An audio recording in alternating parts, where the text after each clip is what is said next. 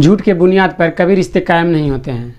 आज की जो घटना सुनाने वाला हूँ जो कि आपको बेहद ही हैरान कर देगा। एक रिश्ता जो कि झूठ के बुनियाद पर कायम किया जा रहा था और वो रिश्ता ज़्यादा दिन न चलते हुए बहुत जल्द टूट जाता है। जब रिश्ता टूटता है तो न केवल उसके रिश्तेदार वालों को खबर होती है और पूरे अगल बगल के जो शहर थे वो सभी जगहों में वह बात फैल जाती है। उस लड़के के साथ फजीयत तो होती ही है, साथ में उसके पिता जो पुलिस ऑफिसर में थे उनके साथ भी बहुत बड़ी फजीयत होने लगती है। जो कि पहले के ज़माने में जब माता पिता अपनी बेटी के लिए रिश्ते खोजते थे बहुत ही मशक्क़त करने के बाद और एक बेहतर रिश्ता अपनी बेटी के लिए लाते थे और उनकी शादी करते थे।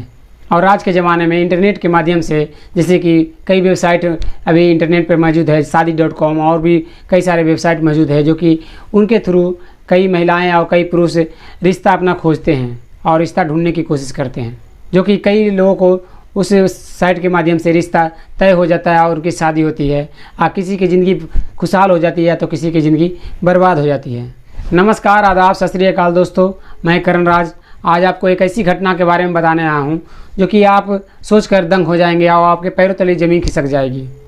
इस ज़माने में इंटरनेट का इतना उपयोग किया जा रहा है कि उसके माध्यम से लोग अपना पार्टनर, ज़िंदगी का पार्टनर खोजना शुरू कर रहे हैं। दरअसल ये कहानी उत्तर प्रदेश के हरदोई ज़िले से शुरू होता है।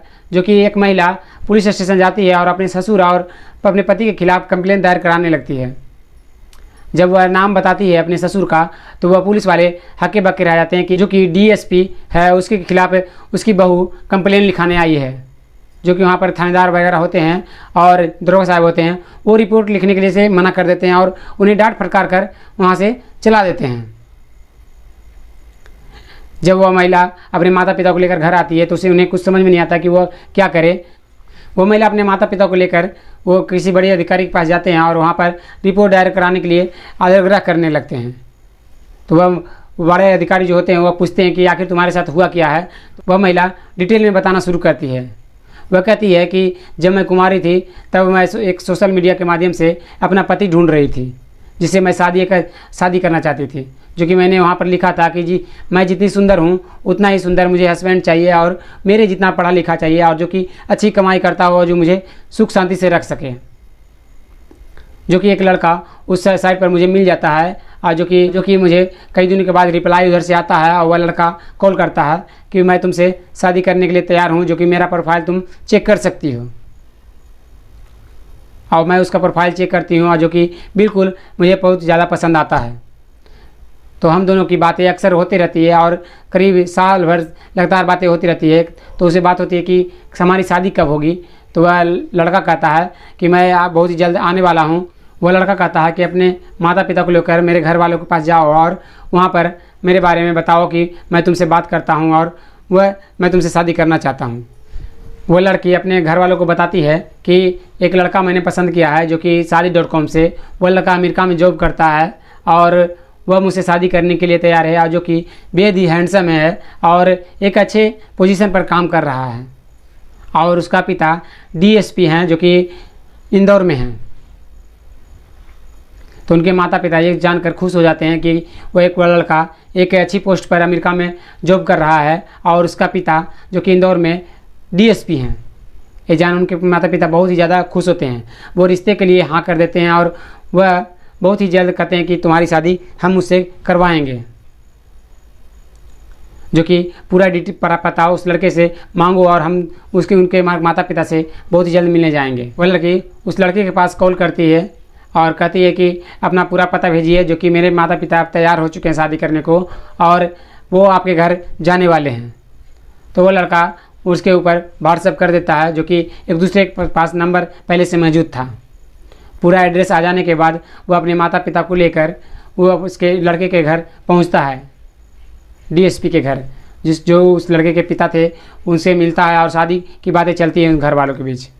शादी की बातें चलती है और कहा जाता है कि कुछ दिनों में 6 महीने में इन दोनों की शादी करा देनी चाहिए। वो महिला बताती है कि हमारी शादी 6 फरवरी 2022 को हुई थी, जो कि मैं अपने घर चली गई थी और वो अपने घर चला गया था। जो कि मैं सबसे बड़ा गलती वहीं पर की थी कि मैं अपने ससुराल न जाकर अपने नैहर वापस चलाई थी और वहीं से वो एक दूसरे से हम दोनों बात करते थे कि अपने अपने घर से।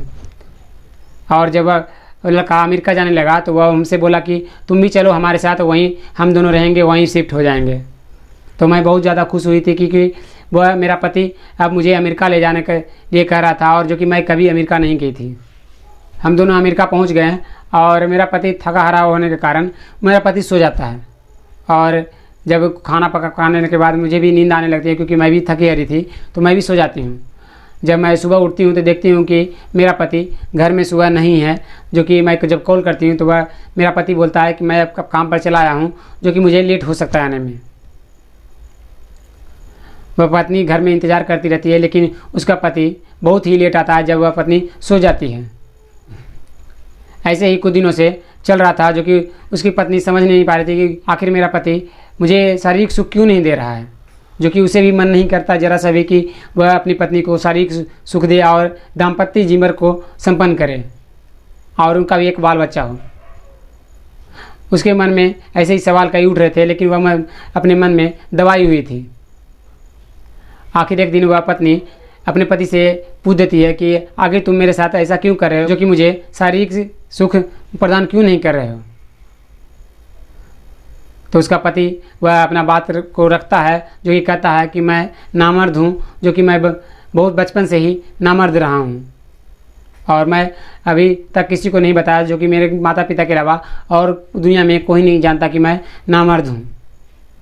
वो महिला जब ये बात सुनती है तो उसके पैरों की ज़मीन खिसक जाती है और उसे कुछ समझ में नहीं आने लगता है। लेकिन वह महिला समझदार व पढ़ी लिखी थी, इसी कारण वह महिला कहती है कि इसका इलाज किया जा सकता है। वो कई डॉक्टर के पास जाती है और अपने पति का इलाज करवाती है, लेकिन कई डॉक्टर कहते हैं कि इसका कोई इलाज अब नहीं हो सकता क्योंकि ये बचपन से ही है। थक हार कर वो अपने घर में फिर वापस बैठ गई कि अब क्या करें कि मेरा पति अब नामर्द है, इसका कोई इलाज नहीं हो सकता, तो मेरा ज़िंदगी तो बर्बाद हो गया। वो इसी टेंशन में अक्सर वह चिड़चिड़ापन से उलझती गई और अपने पति से बार बार झगड़े कर रही थी, और उसका पति कई दिनों से मारता पीटता और बार बार उन दोनों के बीच एक विदेश में रहते हुए भी जैसे शेर और हिरन का लड़ाई हो, उस तरह से दोनों एक दूसरे को बार बार लड़ाई करते और एक दूसरे को से मारपीट किया करते थे। लेकिन ऐसी कई दिनों से बीत रहा था तो वह महिला को रहा नहीं जाता है। वह अपने माता पिता को कॉल करती है और सारी बातें बताती है। कहती है कि मेरा पति एक नामर्द है, जो कि मुझे कभी भी अपना शारीरिक सुख नहीं प्रदान किया है। वह सारी बात अपने माता पिता को बताती है और उसके माता पिता कहते हैं कि तुम हरदोई चले आओ और हम लोग चलेंगे उसके माता पिता के पास और उनसे बात करेंगे कि आखिर वह शादी के पहले हम दोनों को चाहे को ये बातें क्यों नहीं बताएं। वह महिला अपने पति से लड़ झगड़ कर इंदौर ज़बरदस्ती वापस चली आती है और अपने घर हरदोई चली जाती है। वह महिला और उसके माता पिता उस लड़के के पिता के पास जाते हैं, जो कि डीएसपी थे पवन। उनके पास जाकर वो सारी बातें बताते हैं कि आपका बेटा पहले से नामर्द था, तो हमें क्यों नहीं आपने पहले बताया, और हमारी बेटी का आपने ज़िंदगी क्यों बर्बाद किया। तो वह वहीं पर लड़की होती है, वह भी पूछने सवाल करने लगती है। वह डीएसपी कहता है कि अगर तुम्हें शारीरिक सुख चाहिए तो मैं शारीरिक सुख देने के लिए तैयार हूँ। जो मेरा बेटा तुम्हें शारीरिक सुख नहीं दे सकता है, लेकिन मैं दे सकता हूँ। इन बातों को सुन उस महिला के माता पिता के होश उड़ जाते हैं और वह सोचने लगते हैं कि एक पिता समान व्यक्ति इस तरह की बातें कैसे कर सकता है। वो अपनी बहू से, जो कि बेटी समान होती है, जो कि अपनी बहू से इस तरह की बातें कैसे कर सकता है। वो चुपचाप वहाँ से निकल आते हैं। जब वह महिला हरदोई पहुँच जाती है और हरदोई के थाने में रिपोर्ट दायर कराने जाती है, तो वहाँ के जो दरोगा साहब होते हैं और जो पुलिसकर्मी होते हैं वह रिपोर्ट लिखने से मना कर देते हैं। वह जान चुके थे कि डीएसपी के ये बहू है। उस महिला को सभी पुलिसकर्मी मिलकर डांट फटकार लगाते हैं और पुलिस स्टेशन से बाहर कर देते हैं। उस महिला को कुछ समझ में नहीं आता है कि आखिर वह कहाँ जाए और किसके पास जाए, जो कि उन दोनों के खिलाफ रिपोर्ट दायर कराए, क्योंकि डीएसपी एक बहुत बड़ा पोस्ट होता है, जो कि कई उसके पीछे कई थाने और कई दरोगा होते हैं जो कि रिपोर्ट लिखने के लिए तैयार नहीं थे। उसके माता पिता उससे जो डीएसपी के भी ऊपर जो पदाधिकारी होते हैं उनके पास जाते हैं और उन लोगों को सज़ा जल्द से जल्द मिलनी चाहिए। और मेरा पति भी मुझसे दगाबाजी किया और ससुर मेरे साथ गलत नज़रों से देख रहा था और वो गलत बातें मुझसे बोल रहा था। वो महिला की बातें सुन वहाँ के जो पदाधिकारी होते हैं वो हरदोई थाने में कॉल करते हैं और वहाँ डांट फटकार लगाते हैं और कहते हैं कि इस महिला की तुमने आखिर रिपोर्ट दायर क्यों की, जो तुम अभी के अभी इस महिला के रिपोर्ट दायर करो और उसके खिलाफ कंप्लेंट लिखकर और उसे जल्द से जल्द गिरफ्तार करो उन सबको। वो महिला 7 लोगों के खिलाफ रिपोर्ट दायर कराती है और उसमें 5 लोगों को गिरफ्तार कर लिया जाता है और उसके पति के खिलाफ जो रिपोर्ट दायर किया गया था और उसके ससुर के खिलाफ वो उन दोनों की जांच शुरू हो जाती है। जब जांच होती है यह तो उसका पति नपुंसक पाया जाता है और उसका ससुर को साबित नहीं होता है कि वह उस महिला के साथ अभद्र व्यवहार किए थे और उस महिला के ससुर के खिलाफ कोई सबूत नहीं मिलता है। अगर आप शादी.com जैसे वेबसाइट के माध्यम से आप किसी से शादी कर रहे हैं और उसके साथ जीवन बिताने के लिए सोच रहे हैं तो उस अगले व्यक्ति से सारी बातें जानकारी ले लें कि वह आपको आगे जाकर धोखा न दे। सो दोस्तों, अगर वीडियो अच्छा लगा हो तो हमारे चैनल को सब्सक्राइब कर बेल का घंटा जो दबा दीजिएगा, क्योंकि हर रात 8 बजे एक नई क्राइम स्टोरी के साथ हम आप मौजूद रहेंगे और आपको हर रोज़ आपको सतर्क करेंगे और एक नई सोच के साथ आपको बताएंगे कि कई लोग ऐसे होते हैं कि दुनिया में आपराधिक मानसिकता वाले होते हैं जो कि आपको पता नहीं चलता है, आपके अगल बगल होते हैं, जो कि आपको उन आपराधिक मानसिकता वालों को जानने में और पहचानने में मदद मिलेगी। फिर मिलते हैं एक और वीडियो में, तब तक के लिए धन्यवाद। जय हिंद।